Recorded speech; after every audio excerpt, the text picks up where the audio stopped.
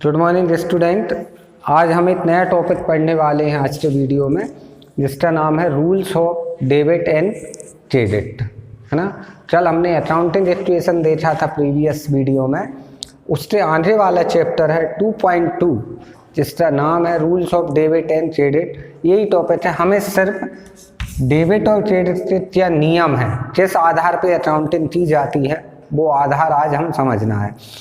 First दिया है आपको एक्सपेंस और इनकम से related. Expense, first rule,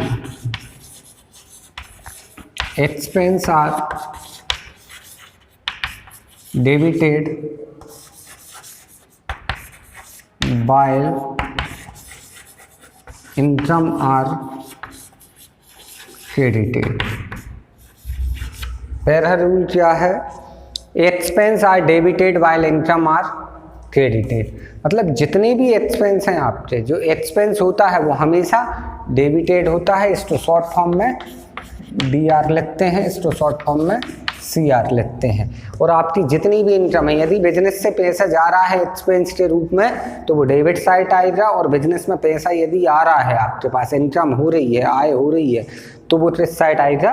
credit side. दो पहलू होते हैं, एक डेबिट एक क्रेडिट, है ना। सेकेंड रूल दिया है आपको इंक्रीज इन एसेट्स। अब एसेट्स और लायबिलिटी के दो रूल पढ़ना है, तो पहले एसेट्स का पढ़ेंगे।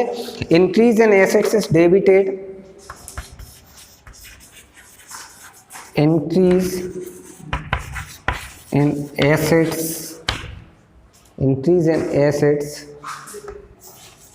is debited and decrease in assets is credited। Assets का रूल क्या दिया है इन्होंने कि increase in assets is debited and decrease in assets is credited. यदि आपकी एसेट्स क्या था, चल पढ़ा था हमने assets, land, building, furniture, cash, debtors, bills receivable, prepaid expenses, ये सभी क्या हैं? एसेट्स हैं। अब एसेट्स यदि आपकी बढ़ रही है, आपके बिजनेस में एसेट्स आ रही है, तो एसेट्स आएगी तो क्या हो जा?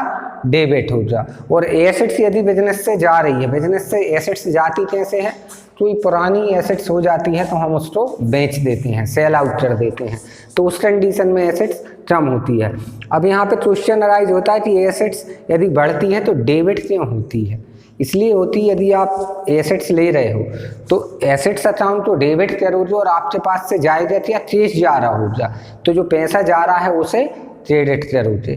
चलो सोचे फर्नीचर, जैसे फर्नीचर अपन ने खरीदा तो furniture account debited to cash account, तो फर्नीचर आया है मेरे पास, इंक्रीज हुई है मेरी एसेट्स, तो मैंने फर्नीचर को डेबिट किया है। इसी प्रकार यदि मैं फर्नीचर को बेच रहा हूँ तो मेरे पास से एसेट्स कम हो रही है। जब डिक्रीज हो रही है एसेट्स तो क्रेडिट, एंट्री क्या बनेगी? Cash account debited to furniture account. Cash debit हो जाती है, क्योंकि पैसा आ रहा है तो वो डेबिट में हो जाएगा। बिजनेस में दो ही रूल है, यदि आपके पास कोई चीज आती है तो वो डेबिट होती है, और आपके पास से कोई चीज जाती है तो वो क्रेडिट होती है। इसका अपोजिट हो जाता है लायबिलिटी। अपोजिट इसका लायबिलिटी कैसे? जैसे एसेट्स इंक्रीज हो रही थी तो डेबिट हो रहा है, यदि लायबिलिटी इंक्रीज होगी तो क्रेडिट होगी, और लायबिलिटी यदि डिक्रीज होगी तो डेबिट होगी। तो वो ये एसेट्स का रूल है, ये लायबिलिटी का। देखो ये इंक्रीज था तो क्या लिखना है आपको? पहले इसी रूल से बना सकते हो, इंक्रीज इन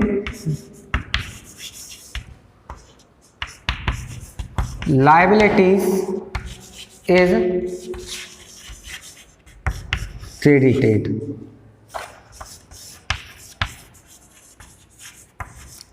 Decrease in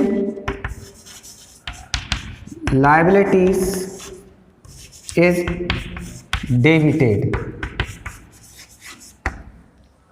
सबसे पहले तो ये समझो कि लायबिलिटीज क्या होती हैं।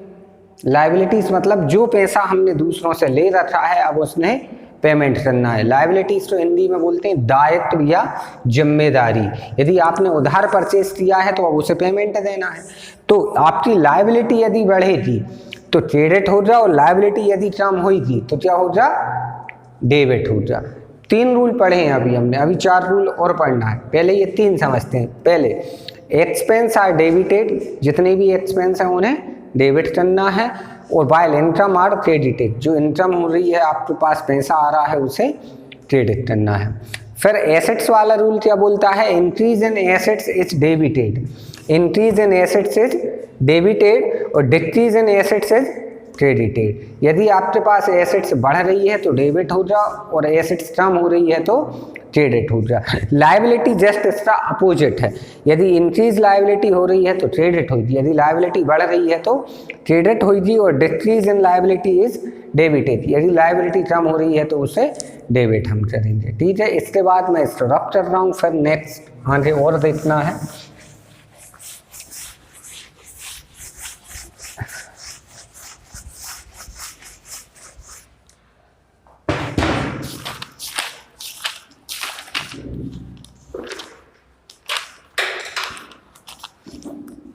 फोर्थ है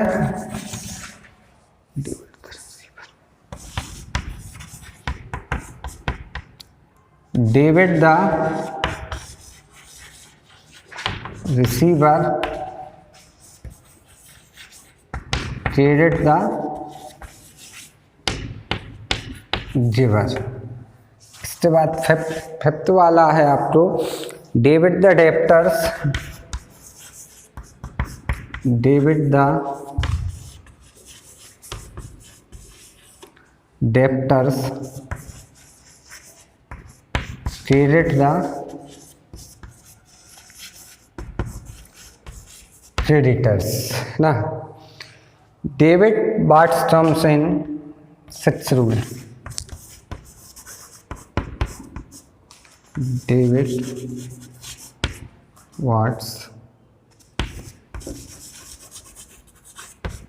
what comes in, debit what comes in, and credit what goes out, credit what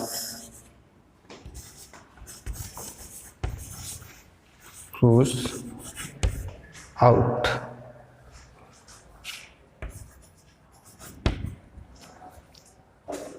तीन अभी और 3 ये वाले। Debit the receiver, credit the giver. Debit में आपके पास कोई चीज रिसीव होती है, चाहे वो ट्रेस हो, चाहे एसेट्स हो, या कुछ भी हो, आपके पास रिसीव होता है। और क्रेडिट में वो चीज लिखते हैं जो आप दे रहे हो दूसरों को। रिसीवर मतलब डेबिट हमेशा रिसीव करने वाला और क्रेडिट हमेशा देने वाला। ठीक है, उसके बाद debit the debtors, credit the creditors. जो डेबिट है वो आपका डेटर्स कहलाएगा और क्रेडिट है वो क्रेडिटर्स। डेप्टर्स और क्रेडिटर्स का मतलब क्या? डेटर्स मीन्स होता है आपने उधार माल बेचा है किसी को, है ना, तो उससे आपको जो पैसा लेना है, यदि आपको किसी से पैसा लेना है तो वो डेटर्स हो रहा आपका, और यदि आपको दूसरे को पैसा देना है, आपने उधार माल खरीदा था और अब देना है, तो वो क्रेडिटर्स। जब आपको पैसा लेना रहता है तो आप डेटर्स, और जब देना रहता है तो क्रेडिटर्स, है ना। क्या बोला है? जब पैसा लेना है तो डेटर्स और देना है तो creditors. Debits the debtors, credit the creditors. इसके बाद आता है 6 point, debit what's comes in. Debit आपको ये बताता है कि आपके पास क्या आने वाला है, और क्रेडिट आपको ये बताता है कि आपके पास से जा क्या रहा है, मतलब इसमें आने वाली चीज, इसमें जाने वाली चीज। क्लियर? 6 हो जाए। इसके बाद एक रूल और बचा है आपको, 7th rule.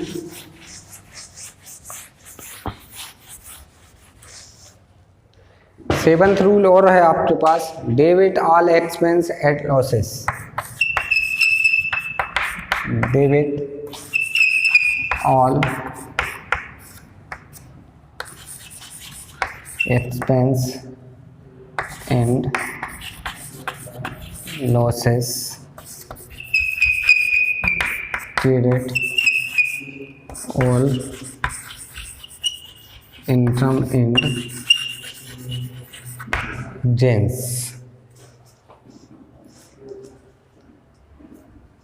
Debit all expense and losses, जितने भी आपके खर्चे हैं या आपका लॉस है या आपकी हानि है वो डेबिट हो जाएगी, और जितने आपके इनकम और गेन्स हैं प्रॉफिट, यदि आपको प्रॉफिट और आय हो रही है तो क्रेडिट चरोगे, और आपका लॉस हानि या खर्चा हो रहा है, व्यय हो रहा है, तो वो कहाँ जाएगा, डेबिट में जाएगा। ये कौन सा रूल है, 7 रूल। क्या बोलता है debit, all expense and losses are debited, all income and gains are credited.